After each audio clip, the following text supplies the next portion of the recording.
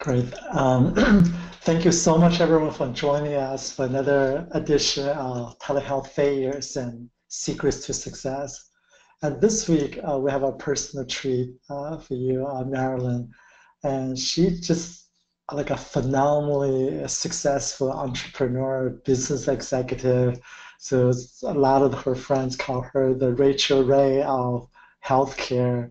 And I guess, and I think all of you have never seen her bio. I think she's going to share some really, really interesting insight to not just really about telehealth, but really just on the bigger picture in there. So I've been personally looking forward to her presentation for a while. I guess, Marilyn, before we start in there, maybe you could just share a bit about yourself. Like, how did you get into the healthcare industry? Just anything about maybe paint the, more well-rounded dimension of, who you are. That would be great. Thank you so much for that introduction, Milton. Happy to be here on the webinar today. I started my journey in healthcare over 30 years ago in hospitals and health systems. Also worked in some physician practice. Looking at all sides of the healthcare continuum brought me down the road of community health as well as public health programming. I then entered the exciting and dynamic world of corporate health and wellness, and spent quite a bit of time there before proceeding on to the insurance side of things. So I've really been fortunate to really have those opportunities because it gives me an advanced look at all sides of the continuum, and I believe that that's going to come into play today as I talk to you all about keeping healthcare costs down and employees happy, and how we might design millennial benefits in this very fast-changing workforce. Super. How about Marilyn? How about you before that? Just like, where did you grow up and what did you? Oh my goodness. I actually grew up in an area called the Quad Cities. So it bordered Illinois and Iowa, very much a farm community. And, shortly after, right before I got married, moved up into the Chicagoland area. Okay, super. Okay.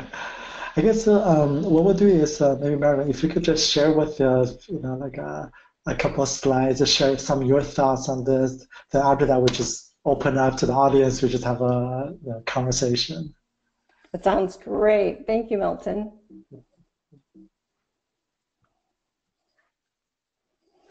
So we're getting ready. The millennials are the fastest growing employed population now, and they act and think a little bit different than previous generations. One of the first things that myself as well as the millennials do when they sit down at a dining establishment is they check for the Wi-Fi password. They've also are up to speed on the latest and greatest of absolutely everything, especially when it comes to diet and exercise. As the second illustration for a little comic relief says, I'll have a skinny, gluten-free, egg white only, fat-free cheese omelet, please. So we know we've entered something new and different, but to understand benefits, my belief is we have to understand cost. And so do you know the annual treatment cost per age group here? I must say that I'd like to share that with you. It really spans from about $1,800 all the way to $5,500 depending upon that age grouping. So what's the problem that we see? The problem is we have to understand that as we look at a 3-generation overview. You'll notice on the bottom line, our millennials are the lowest healthcare costs. So it just begs us to want to know more about this fast-growing millennial population. While the Gen Xers are still in the picture big and bold, they've got that mid-range cost. But very important to note that baby boomer now is about 13% of the average workforce. And they're the ones that are still going to the PCP, the primary care, 80% of the time. So what's the difference? The shift is towards retail clinics and telehealth, as we are seeing our millennial population race to retail clinics as well as use telehealth. It's interesting to note this fact that I put in red. The Gen Xers, 1 in 3 don't go to the doctor out of fear of finding out that something's wrong with them. Isn't that an interesting perspective as you prepare for your benefits in 2018? And 93% of the millennials aren't scheduling those preventative physician visits, so they don't have that baseline data that they really could use. Or do they? Now let's take a close-up look at the retail clinics. Why are they going to the retail clinics? They're going there for so many different things. And the important thing to note is not only the millennials are going there, but Generation X, baby boomers, and the matures are also going there. And for a variety of reasons. We think of retail clinics for things like flu shots or flu-like symptoms or things like that, but they're also accessing them for things like puncture wounds, rashes, getting a blood pressure check, looking at lab services, things like that. So everywhere for the millennials, from 38% to 64% of those surveys are using those clinics. So we want to make sure we look at that in our benefit strategy. Now a close-up on telehealth. There was over 70% using telehealth. And all of you on the webinar today, I would guess, or most, are very familiar with episodic care. It's been widely discussed that it's a general health care where you can see a doctor over secure video or over the phone. You're able to look at general health conditions like colds and flu, eye infections, ear infections, 24/7. And it's built into most, if not all, of our healthcare plans and strategy. What you may not be really familiar with is the up-and-coming other use cases that are emerging now, like wellness management, chronic care, telepsych, even things like telestroke, telespeech, ER diversion, second opinion, teledental. Can you believe that? I can, because I've been having the honor of really visiting with a lot of different organizations that are pioneering in telehealth over the last few years. And it's an exciting time to really create efficiencies and decrease costs overall. But it's even more important to know because we've got this great big huge group of millennials entering and emerging in that workforce in full force numbers. A matter of fact, if you can look from my, my chart here, today it's about 40%, a little over 40%. And in 2 short years, we're going to be at 50%. And then 12 years, 75% of that workforce. Is that an aha moment for you? I know it was for me when I found out about it. And it really encouraged me to do this great research on understanding the millennials. To build benefits towards the millennial fastest growing population, we need to understand that this group grew up with technology. They're very advanced, and it's exciting to see their minds work. They want to be very progressive digitally. It's just a must. It's a key. That focus on efficiency and affordability is very important because they do get a little bit restless if things are done in a more old-fashioned way. They also will be the first to check numbers, transparency figures, find the cheapest treatment plan, as well as appeal something that doesn't seem quite right to them. Interesting enough, though, I don't know if you've heard this, but we call them the drive-through generation because that's how they want their healthcare delivered. Not that they're going to get it at a McDonald's or a different chain like that. However, they want it quick and they want it efficient and they want it affordable.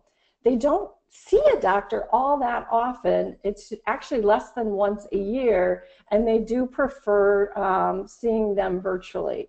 All really important things to note if you look at those stats that I just showed you as far as that staggering number of 75% in a few short years. So what else is important that I want you to understand about millennials? Did you know millennials want more coaching and feedback? Gosh, not every generation was really eager to hear feedback. As a matter of fact, some of our generations were really not eager at all to hear our feedback. But this generation is living a little bit stressed out, a little bit sleep deprived, and it could be because of some of the technology that they have in their hands these days.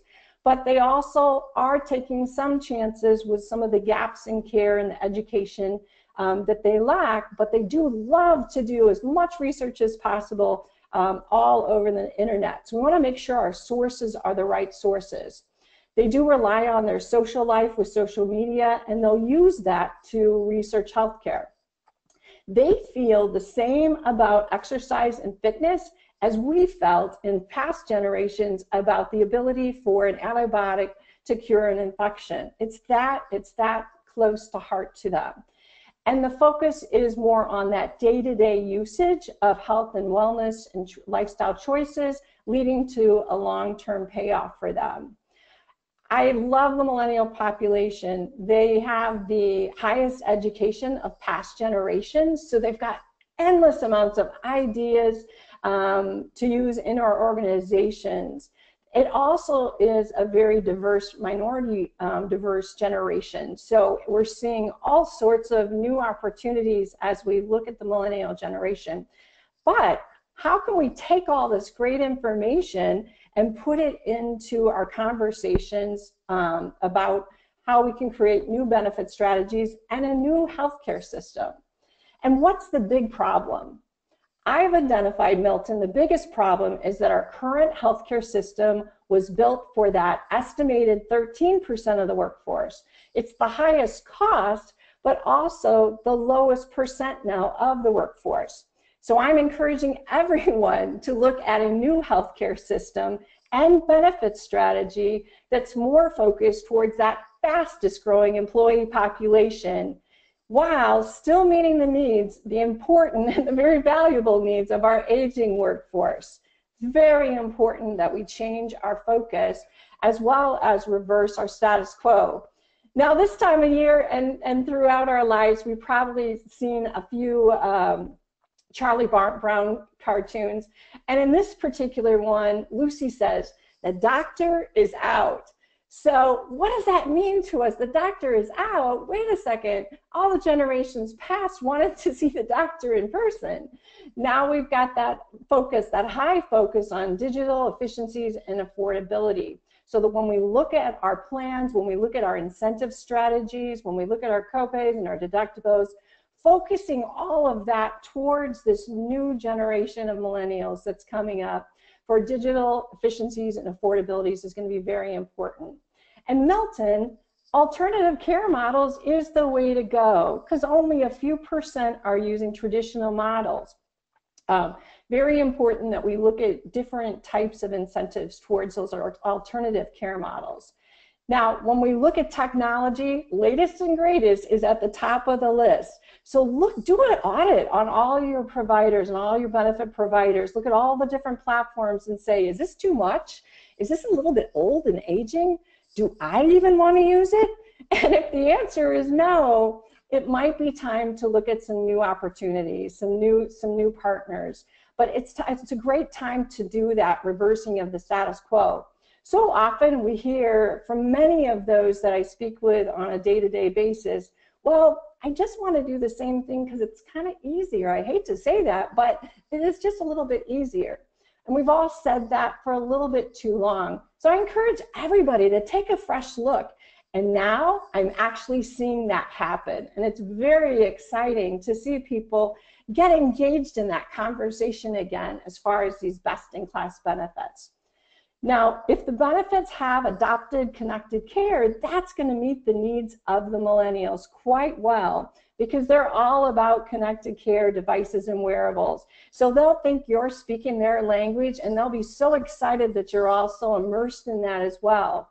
But I do encourage you to go beyond episodic care this year. Look at telehealth services in 2018 that include everything from episodic to telewellness to chronic, ideally in an interconnected approach.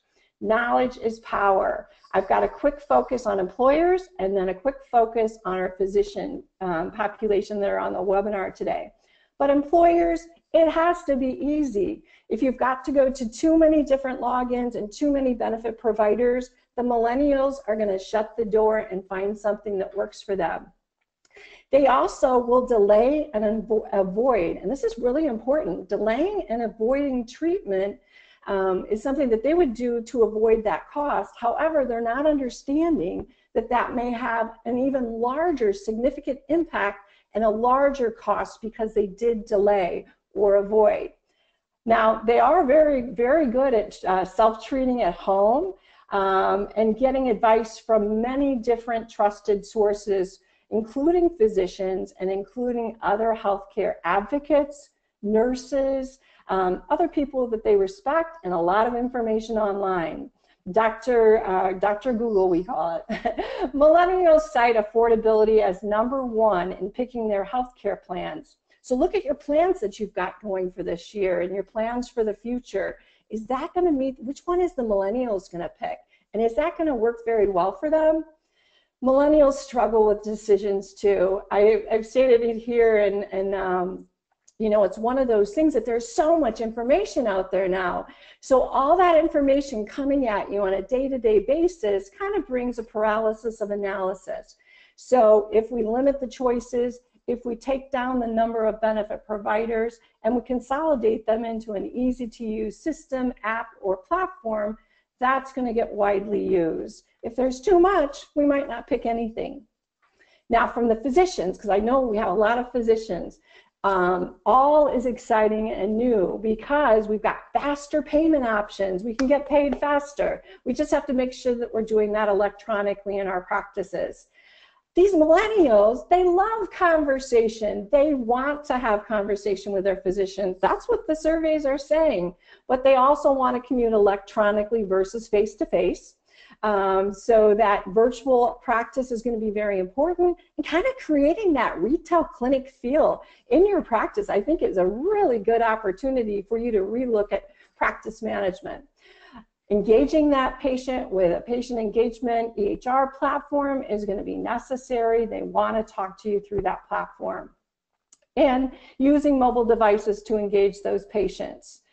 I think when we look at things from a physician side, it's very interesting because they want to be part of the solution. They want to be part of the conversation as we advise and support them, and they want to be ahead of us. They want to be in the front of the line with their own health support and knowledge. So I ask you all, and I ask you, Milton, are you ready for the fastest growing population in our workforce coming right at us today? I think this is really exciting. I think we should all be ready. And thank you so much for the really insightful. In fact, I had not thought about that way specific for millennials.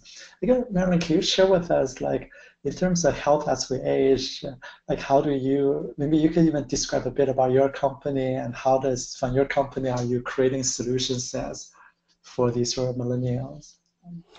That's a great question, Milton. So in our company, how is looking at opportunities to expand outside of episodic care so that we have a continuum of conversation, a relationship, so that we can take care of the day-to-day needs as the year progresses. I think that along with building in a platform that really has opportunities to connect members to those connected health devices, to offer that social side of things, and really have a person-to-person conversation, whether that's just messaging back and forth to a variety of different providers, or finding out about how do I train for my next marathon, or talking to a nutritionist that might give me some really wonderful advice on the current diets and portion sizes that I have. So a very well-rounded, holistic approach that's going to span the needs of the members and the patients over the course of their plan year. Great. Thanks, Marilyn. Again, thanks members who open this up so you could just do the type your questions in there. Again, so we're just going to take this question on the air and ask Marilyn, so plus start flooding them. Then maybe I'll just start out. Well, there's a Marilyn, in your presentation, you talk about how sort of the millennials want to use them on social media, chat, and all these things. Communicate with the doctor, healthcare system in there. Do you feel like that one still applies if they have to deal with very complex medical issues, like maybe in an extreme case like cancer, like I was saying? Do you feel in those cases people want to have that face-to-face in person? Or even in those cases, people, I guess, where is that, like, from social light chat versus traditional communication? Is there a line between, different type of medical issues? wonderful question to think about and to discuss, because there's so much out there. That is the first line. They're going to go to different podcasts. They're going to go into different different sources. But I believe that in looking at that face-to-face, I'm not ever proposing that we lose a face-to-face connection with our physicians and our specialists and our treatment facilities. It's absolutely necessary that we have best-in-class, world-class facilities for our patients to go to and our employee population, and to feel secure in that.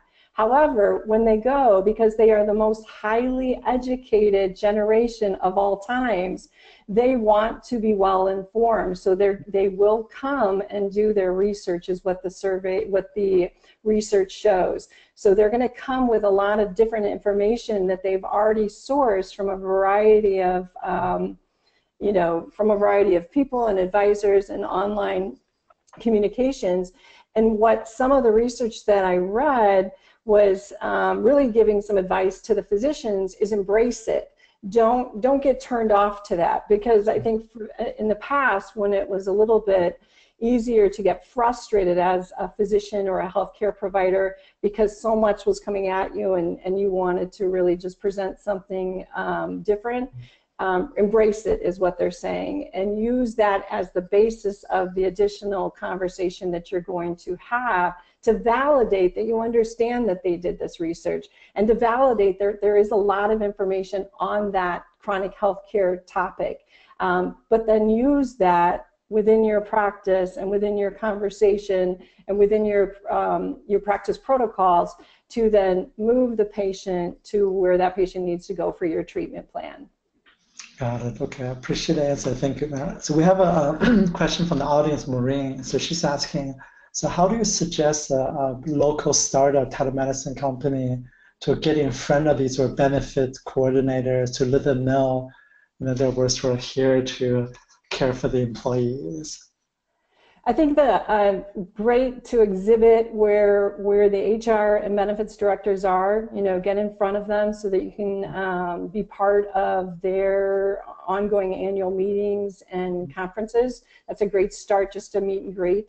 LinkedIn is my best friend. I've got a lot of great LinkedIn friends out there that I've had ongoing conversations, networking, solutioning, really working together with thousands and thousands of people over the years. So get LinkedIn and start connecting, start introducing yourself.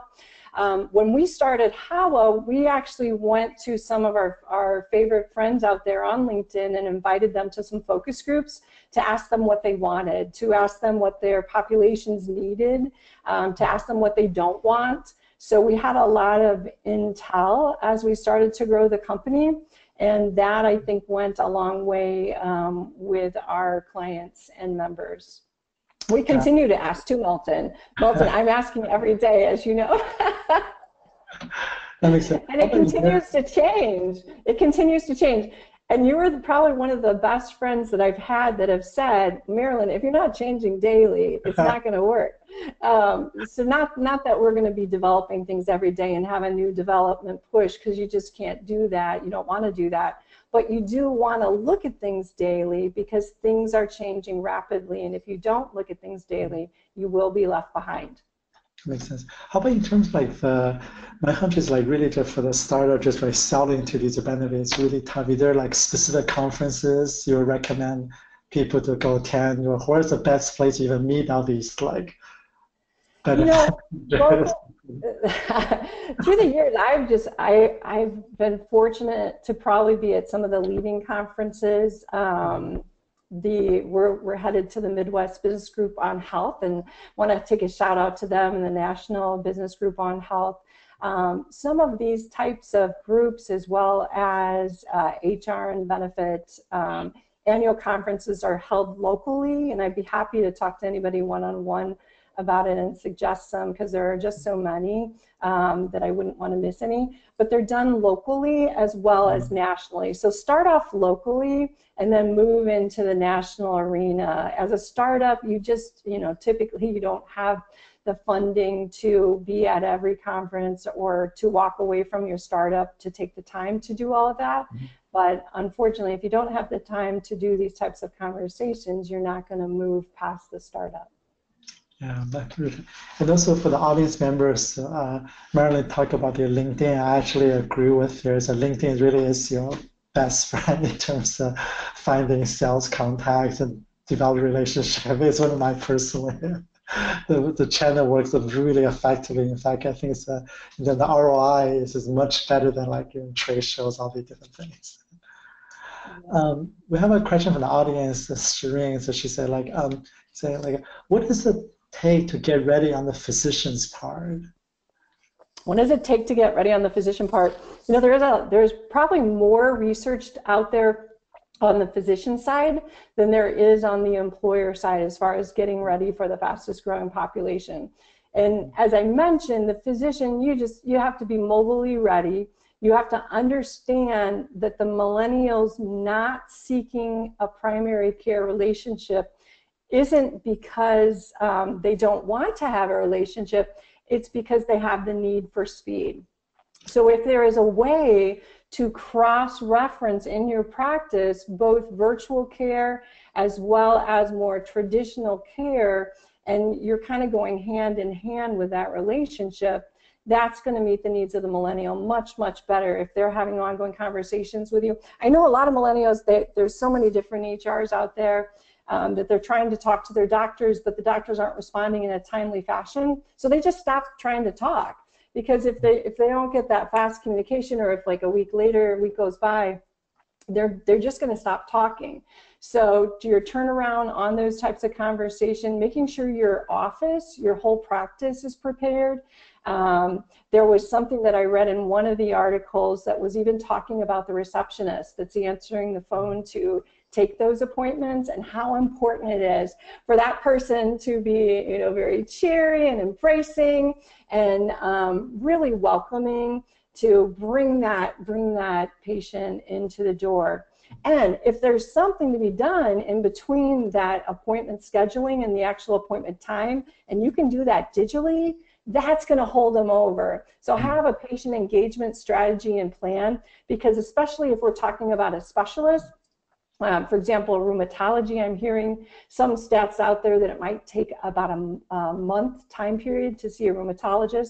There's just so many specialists that we have some major shortages on. So have something to really bridge that gap is my suggestion and what I read in the research. I really appreciate that. So we have a question from the audience from Erin. So she's asking, so right now what is the best kind of a payment or fee model that works best? Because what you describe is, instead of these sort of one discrete episode, you have a lot of these sort of micro, small exchanges in there. Like how do you pay for this? That is everybody's question, and so many are moving to more of a value-based model. So if you're working in discussions with carriers, the value-based approach is definitely desirable. I think that needs to lead into our conversations on the employer side. We were having those types of conversations. So you really need to perform in order to get paid. You need to show engagement. You need to show success. I do believe that the old PEPM, or per employee per month, is going to be phased out because there's been some frustrations through the years with just not seeing the engagement for that type of a strategy. And I think it depends, because I appreciate the participant that suggested this question. It depends on if you're talking from a physician perspective, if you're talking from an employer perspective, or if you're talking from a consultant perspective. And I think we have all of them on the webinar today. So that's a much lengthier conversation, but the key to that conversation is be flexible, hear what the person needs and wants, and try to find a way to approach that successfully together. That would be my advice. Right. So Mary, you mentioned this where you think there are, per PM model is a phase. So can you explain that a little bit? Because I think that seems to be the dominant model. And one of the reasons I asked about specifically, if you're like a major telemedicine company out there, from Teladoc to American One, MD Live, all these, they're under that model. Are you predicting that do you need to change the business model? Or? Well, I'm not suggesting today that anyone run out and change their business model until they really see what the person who they're speaking with, who their prospect is, really needs for the future and what they're trying to accomplish. So I think more of the conversation has to be around looking at the needs of the organization that you're working with and really hearing any frustrations that they may have, because in some cases, what I've heard across the country is that many employers might be frustrated when they've paid a PEPM and not seeing the return for the PEPM. If you're on a PEPM model and you're seeing the return and then some, stay there. I'm not suggesting you leave that model. So you really need to do an assessment. I just heard from a carrier yesterday that made me smile because they mentioned that they're doing this wonderful audit, and I was very excited to hear that. And just looking at all the benefit partners, sometimes we don't do that for years. We might go 5, 6, 7 years without doing that. So I am suggesting that we all have more conversation around a different future and different payment models, and how that's going to look in the next 1 to 3 years. I think we're all going to, be part of that change. And I'm excited to have more conversations with everybody about that. Okay, great. Okay. So Marilyn, we have another question from the audience, Shereen, asking, so would you explain for the physicians, right? It sort of makes a lot of sense in there. So what do you see as some of the major obstacles to get people to almost like to do what you're suggesting? Okay, so major obstacles about payment model or major obstacles with millennials? Because there's a lot of research on major obstacles with millennials. Okay, maybe you could just maybe comment in general, maybe specifically one. All right. Well, I think one of the major, our physicians are frustrated. I can say that quite honestly because I've heard it from every physician that I've talked to recently, and they're not frustrated about patients. They love their patients. They love practicing medicine. They want to do more practicing of medicine. They have a heart for that. That's what they signed up for. Unfortunately, paperwork has bogged them down. I don't have the stat on the top of my head as far as how much time a physician sees with patients versus how much time a physician sees with paperwork, but it's lopsided. It's turned upside down. So major obstacles is that division of patient care and paperwork care.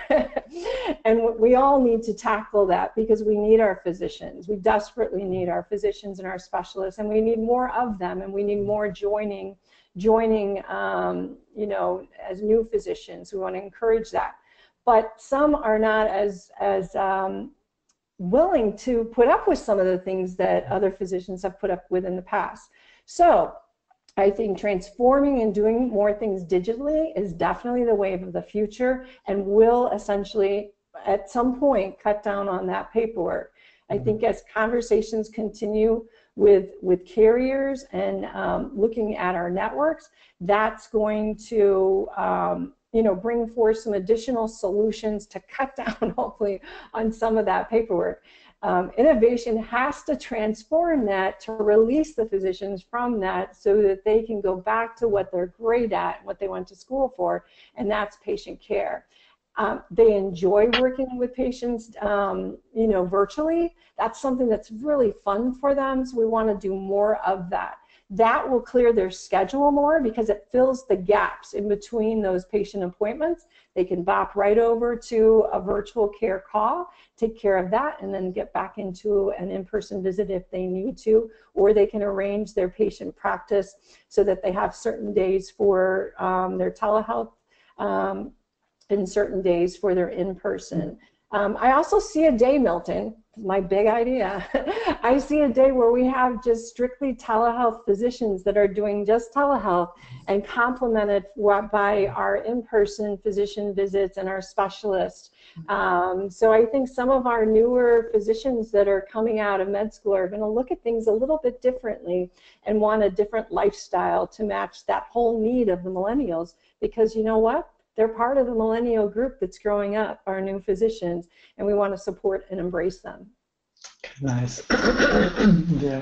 I have an audience asking about Don. He's asking, so in terms of like getting the physician involved in a lot of these telehealth services in there, so what are some of the like the challenges you see just getting physician onto these telemedicine services? Well, physicians, depends on what generation of the physician. So like I said, the newest generation is the millennials, the new physicians coming out.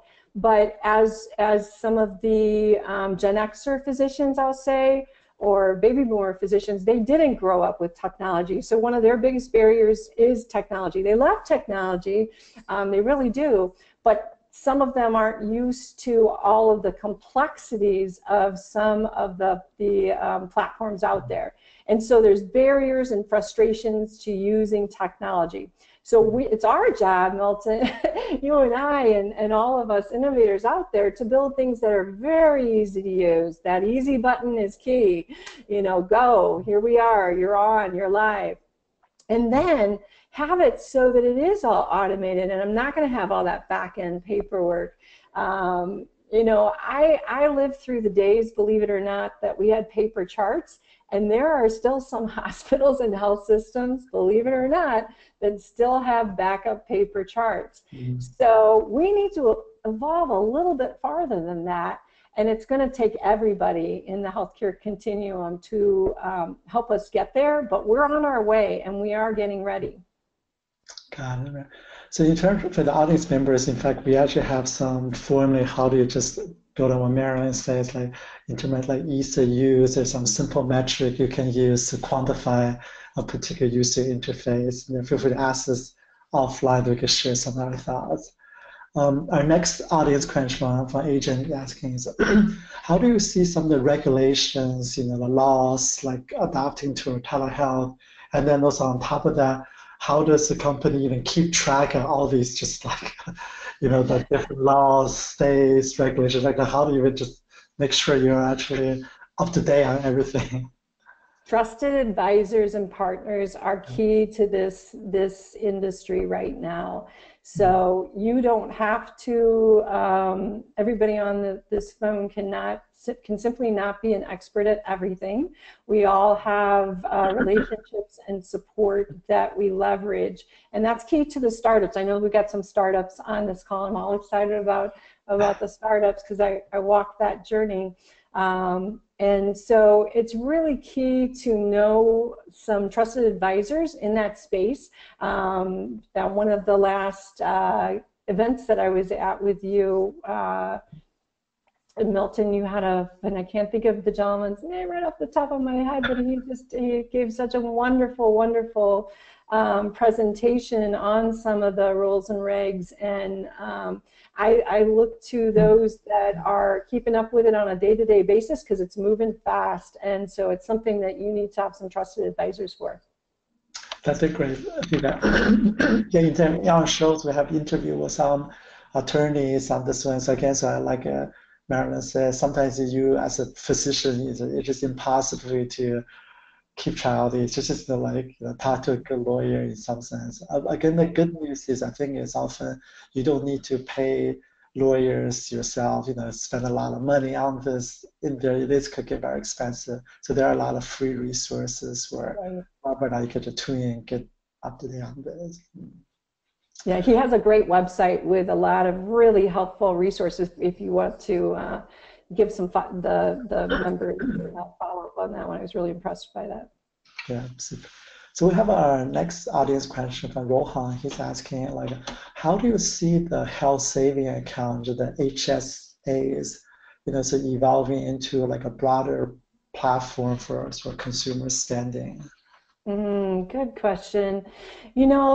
the HSAs would be, I have a little bit different take because I almost want to put telehealth and retail clinics into one bucket that's in the same bucket with preventive care. So right now in our plans, and this is just me talking, just an idea to throw out there at everybody.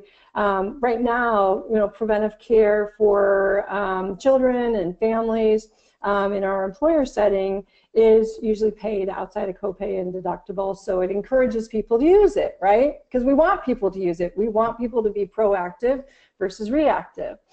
We all grew up, many of us, I should say, grew up in a very reactive world when it came to healthcare. We didn't grow up in a proactive world at all. So we would prefer that they use that. So if that's the case, Milton, and we prefer, because of the cost factor and the efficiency and the affordability to our plans and to our members and our employees, shouldn't we do the same thing for telehealth and for retail clinics to have that same urgency to use that as well? So if you went with that thought, which is a little way out there, I am a little bit far ahead in that thought probably than most on the call, then the HSA would be used for other things. That would be used for other things as well. I think it's great. I think we should have that, and I think the millennials will definitely jump at the chance. Millennials are scared of high deductibles, so the more we can have that we want them to use that's outside of deductible, the more they're going to use it. But one key thing to know, if they don't understand it, even though they are the highest educated generation, you really need them to understand the cost factor behind everything, because they are the ones that are going to do their research, and if it's the highest cost, they're out of here. They'll avoid care.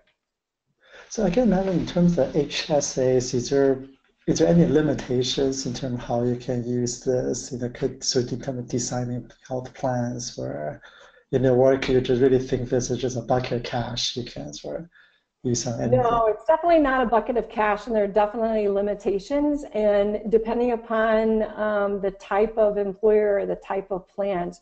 So again, here's my idea. Let's go to the experts. There's probably some benefits consultants and benefits brokers on this webinar that would love to be talking to you.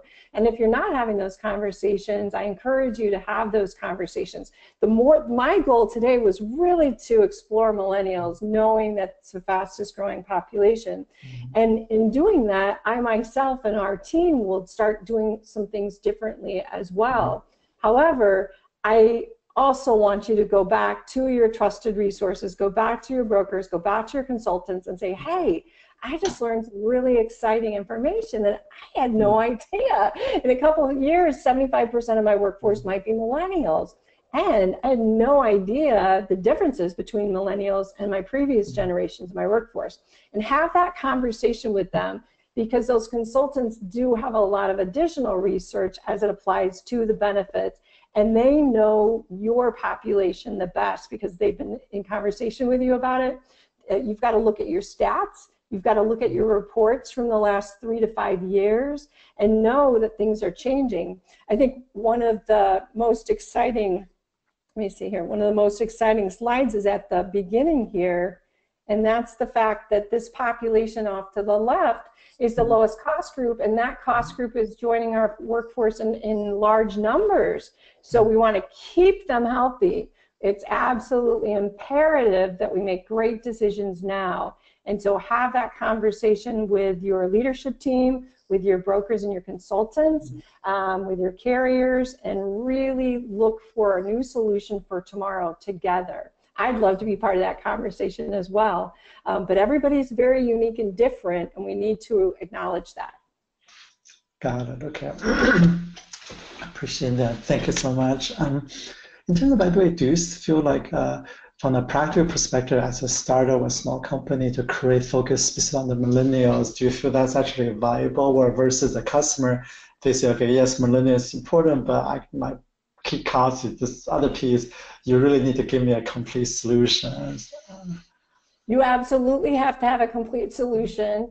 That's why, if you look at this slide here that I presented, We need to have a new healthcare system that's focused on that fastest growing employee population, because our health system was built a long time ago. Our whole core being is a reactive one, and we need to be more of a proactive one. But you'll notice that I did mention, while still meeting the needs of our aging workforce as well as our retirees.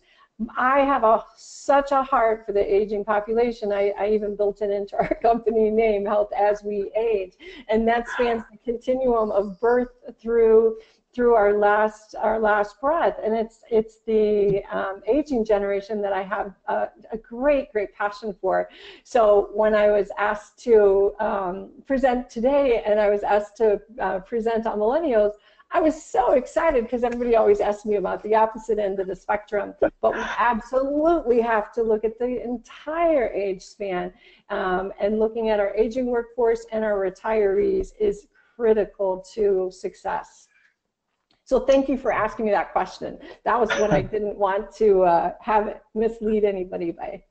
Okay, I appreciate that, given the great context. We have another question from the audience in there. So between the Gen X and millennials in there, so what are the medical services, the specialties that they're using the most? Yeah, okay, between the Gen X and the millennials, the medical specialties.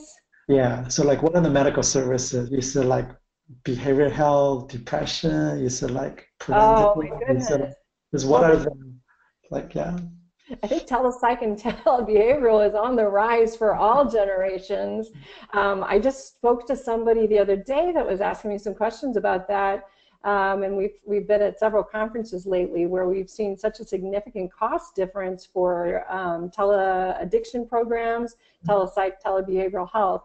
Our world is so confusing right now for so many different reasons that we don't have to go into, and so you know, so many fears with our fires that you're all dealing with there in California, Milton. You know, our earthquakes. Somebody mentioned something, Anne asked me about the last hurricane, tsunamis, all these different things that are going on. Then we've got our political climate that's causing some anxiety.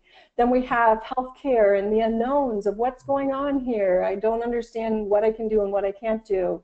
You know, the populations are changing. One of the research stats that I was focused on for a while was looking at all the millennials that are becoming supervisors, and how you know, you might be in your 50s, but your boss is in their 30s, and what kind of dynamics come into play. And that's a whole nother webinar, you know, on how to prepare managers for managing other generation, other populations.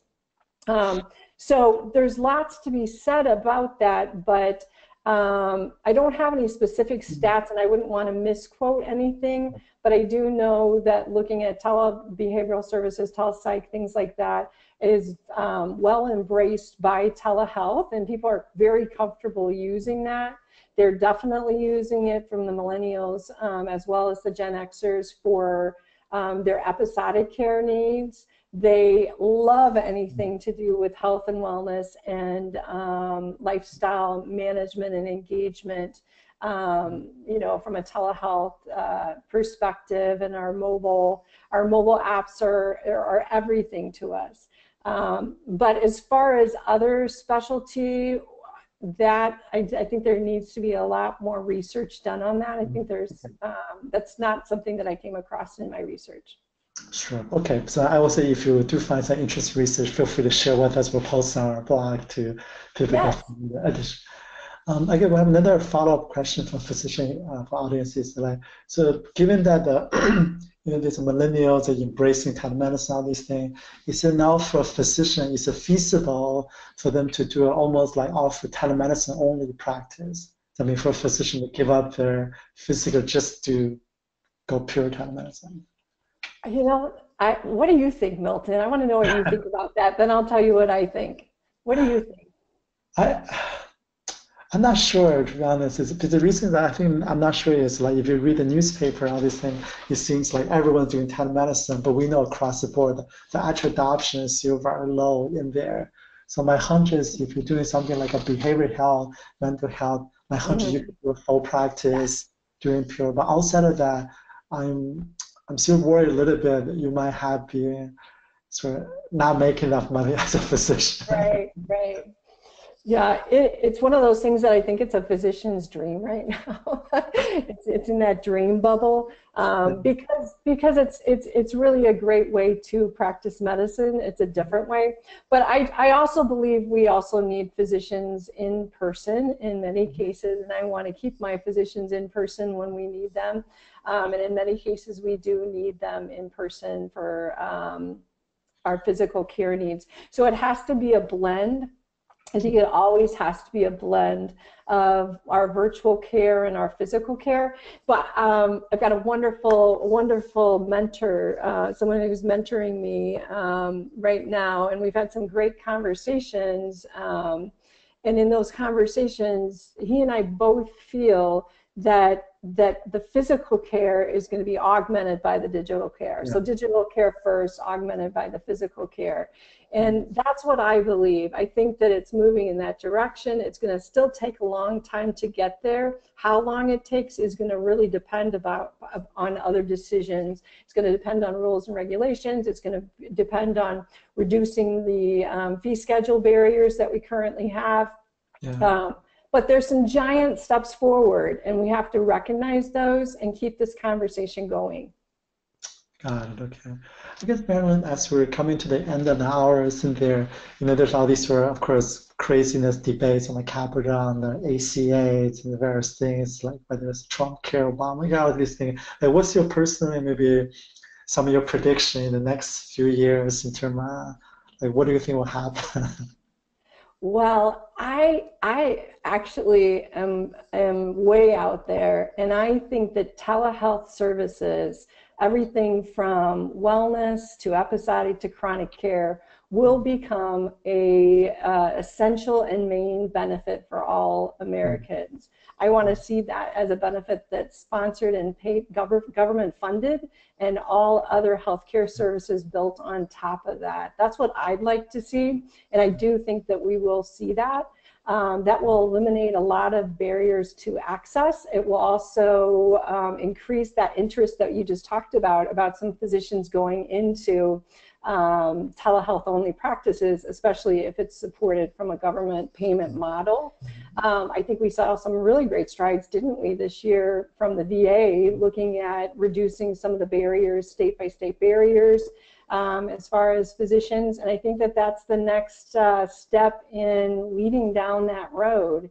And I think that if I had the opportunity to talk to President Trump tomorrow, we'd have a really great conversation about that. Wonderful, Marilyn. I guess maybe I'll just wrap our style in terms of asking 3 quick questions. The first one is, you shared many insights today. Like, if the audience can only learn one thing from you today, what would that be?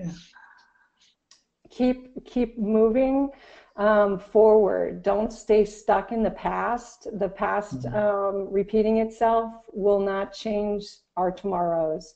So keep moving forward. If the discussions aren't going the right direction for you, go with your gut and move the discussions to other people. Continue to research, learn, grow, and talk to those around you, because there's a lot to learn from each other. It's not something that we can all do by ourselves. We really need to move healthcare in a different direction together. Okay, appreciate it. Then the second question is, what is something that in telehealth or digital health that you believe that the rest of the world do not believe yet? Something that I believe that the rest of the world doesn't believe. That we've seen nothing yet. We have seen nothing yet. This is the tip of the iceberg. The future around the corner is even better. Okay, very optimistic, which I like. And then, Aaron, number 3 question is, if you can whisper 3 thoughts into President Trump's ear, like, what would you what were your plans? Well, the first one would be to make a swift move towards telehealth for all Americans, as I just mentioned. That would be the first thing. That I wouldn't whisper it, I would shout it. I would shout it because I'm excited about that concept. The second thing that I would also shout, not whisper, respectfully so, of course, is the excitement around a unified platform approach. And that might be connected platforms, of course, because we've got so much going on here, but just a unified approach so that we can have some ease and access that's got some consistency to it. And I think the third thing would be to have conversations, a lot of conversations outside of DC, throughout the country and throughout the globe, because there's a lot of things happening from a global perspective that we can learn from. And I think sometimes we forget that you know, we've got a little bit of an ego sometimes, myself included, about what we are doing here in the States, but I am the first one to look and see what's going on globally, and I've learned so much from that. And VSee and the VSee team has expanded my reach globally and my perspective globally. So I would say, you know, let's just learn from some of our friends abroad, as well as our friends here in the States, and keep the conversation going. Excellent, Marilyn. Thank you so much for that. And maybe as we wrap up, we can share some announcement in there. Good. And can you bring up the final slide?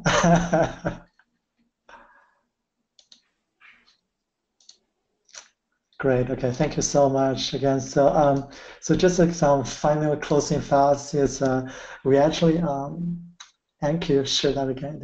Okay, great. So we're actually now gearing up for the American Telemedicine Association. This is our annual big show, and I think for the whole industry, again, we're looking for partners to both exhibit as well as giving talks inside the VSee booth. We normally have one of the biggest booths at the ATA. So if you're interested for that, please email Becky. The next one is I just came back from the Philippines. There, so in fact, we spent quite a bit of time in there doing medical missions, and right now we actually plan to do a bold motorcycle backpack design competition. So the whole premise is for a country like the Philippines, roughly there's 100 million people, roughly 50% of the population will die without ever seeing a doctor in their entire life. So what we plan to do is we want to create a boat that will have a maternal delivery room plus a surgical room. And then inside this boat, we'll have carry about 2 motorcycles. The whole idea, you can take this boat, going from village to village, then the motorcycle will drive out to the community. Then of course, as necessary, then you bring the patient down into the boat to deliver babies to in there. So and we just want to also have a backpack. We think this will complete the design from there. So what we plan to do is we'll open source the design so that not only you can have a Philippines version, you can have a Vietnam, Africa, India version of this boat, backpack, motorcycle, and so on. So we're pretty excited about this. We have some sponsor already committed to this. I was like, if you're interested in being a sponsor or a judge on this competition, please let us know. We plan to showcase the result of this competition end of next year. Another thing is one of the reasons I was really excited having Marilyn join us in there. So we've been thinking a lot on this whole what we call blueprint of medical insurance.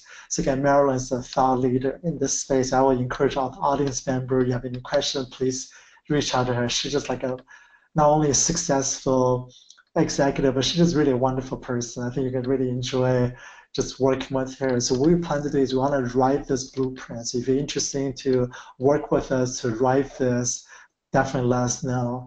And then finally is our next webinar will be on January 11th with Christy Henderson of Seaton. I think most of you have known her in there. She's probably one of the most famous person in the whole telehealth. And she's going to share a lot of her new thinkings from the beautiful command center she just recently opened, a lot of the things she planned to do. So again, thank you so much for the audience for joining us. Again, Marilyn, thank you so much for spending time with us and sharing your insights. Really appreciate it. Thank you. Appreciate the opportunity.